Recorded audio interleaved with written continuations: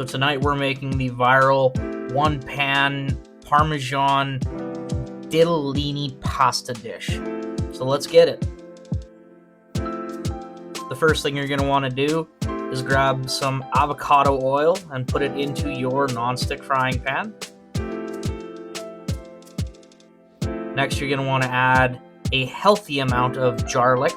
You can mince it yourself. I just like to use the garlic. I'm lazy.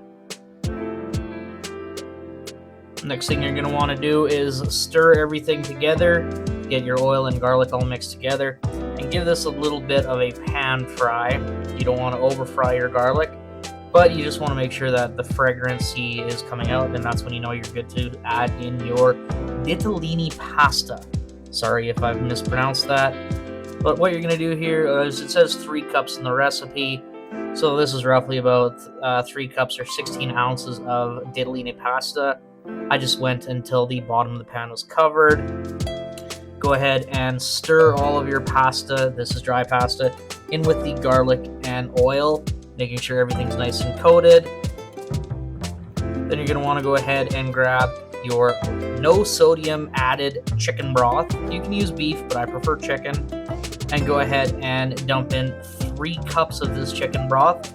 Again, I'm going by eye here, so I just went until the pasta is covered. You don't want to add too much or it's going to be way too soupy, and if you don't add enough, it's going to be dry. Now let's add our spices in.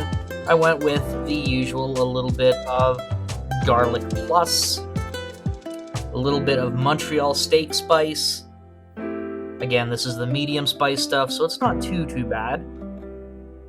Then I went in with a little bit of applewood smoked seasoning. These are just the spices that I enjoy. You can spice this however you want. Next, I went in with a little bit of seasoning salt. This is optional. Make sure that you don't add too much, because again, this is salty with that chicken broth. Then a little bit of savory.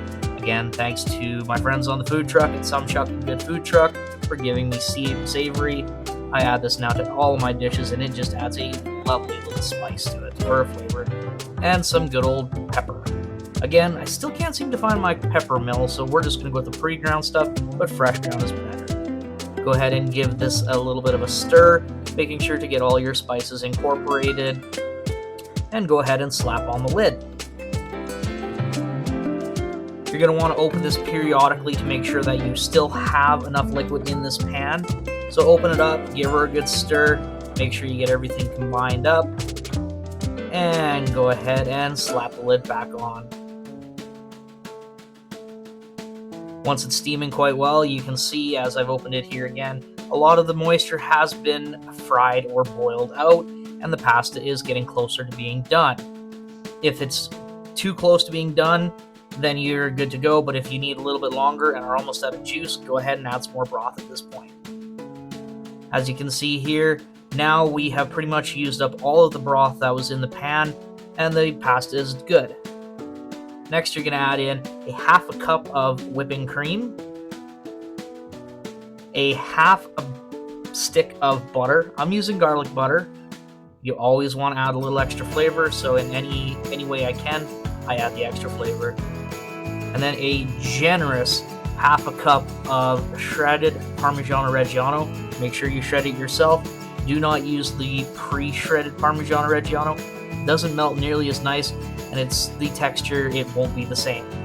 Go ahead and give this a cover for one more time to make sure everything melts and the butter melts and the cheese melts.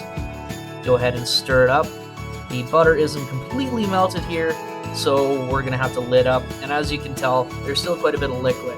So I made sure these pastas were a little al dente, so because I knew I was going to cook them in this liquid again to finish off the cooking.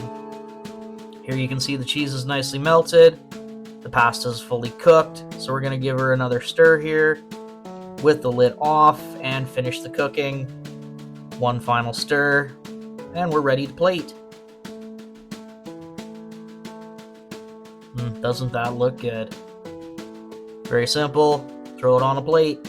You can add some vegetables to this if you'd want. I'm just doing it what the TikTok viral video said. Add a little extra Parmigiano Reggiano. And there you go. Thanks for tuning in, guys. Make sure you like, follow, subscribe, and see you again next time for the next recipe.